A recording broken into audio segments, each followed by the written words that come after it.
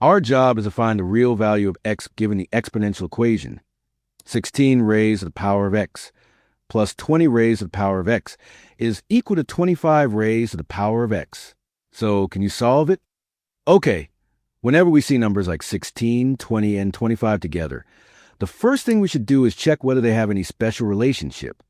Notice that 16 is 4 squared, 25 is 5 squared, and 20 is simply 4 multiplied by 5. These numbers were definitely not chosen randomly. When an equation is designed this carefully, it is usually a big hint that we should rewrite everything using these relationships. Therefore, our equation becomes 4 squared raised to the power of x plus 4 multiplied by 5, all raised to the power of x, is equal to 5 squared raised to the power of x.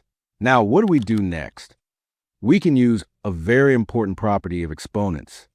Whenever a power is raised to another power, we multiply the exponents. Therefore, 4 squared raised to the power of x becomes 4 raised to the power of x, all squared.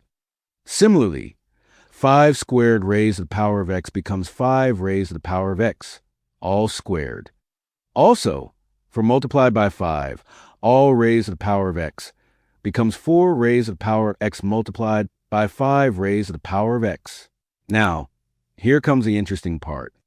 Divide the entire equation by 4 raised to the power of x, all squared.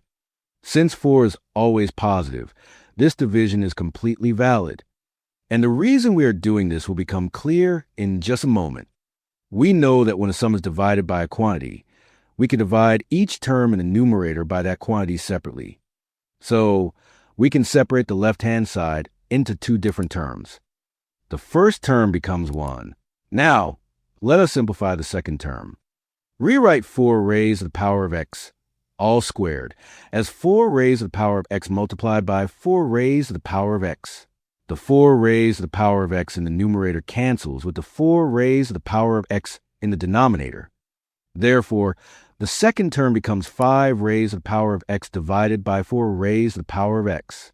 This can be simplified further as 5 divided by 4, all raised to the power of x, because when 2 quantities with the same exponent are divided, they can be combined into a single fraction while keeping the common exponent. Next, let us simplify the right-hand side. Again, both the numerator and denominator contain the same exponent, so we can combine them into a single fraction. This gives us 5 raised to the power of x divided by 4 raised to the power of x, all squared. The inner division can then be simplified to 5 divided by 4, all raised to the power of x, and then the entire quantity is squared. Now, notice something very important. The quantity 5 divided by 4, all raised to the power of x, appears on both sides of the equation. So, let us introduce a substitution. Let capital X be equal to 5 divided by 4, all raised to the power of small x. After making this substitution, our equation becomes 1 plus capital X is equal to capital X squared. Oh, wow! We have just transformed what looked like a complicated exponential equation into a simple quadratic equation. I will not bore you by going through every step of the quadratic formula. Using the quadratic formula, we obtain 2 possible solutions.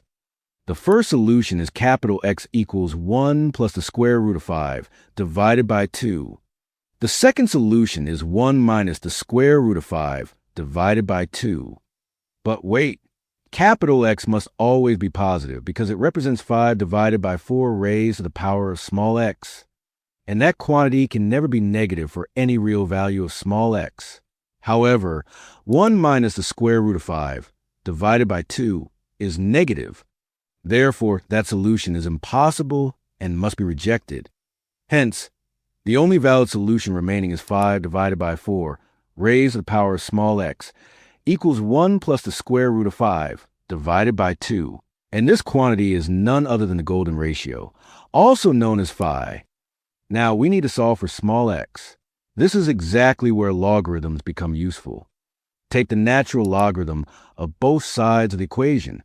This gives a natural logarithm of 5 divided by 4, all raised to the power of x, equals the natural logarithm of phi. Using the logarithm property that says a logarithm of a raised to the power of b is equal to be multiplied by the logarithm of a the left-hand side becomes x multiplied by the natural logarithm of 5 divided by 4. Therefore, the value of x is a natural logarithm of 5 divided by the natural logarithm of 5 divided by 4, which is approximately 2.157. And that is it. Wasn't that super cool? If you enjoyed the solution, make sure to like the video, share it with someone who loves challenging mathematics, and subscribe for more.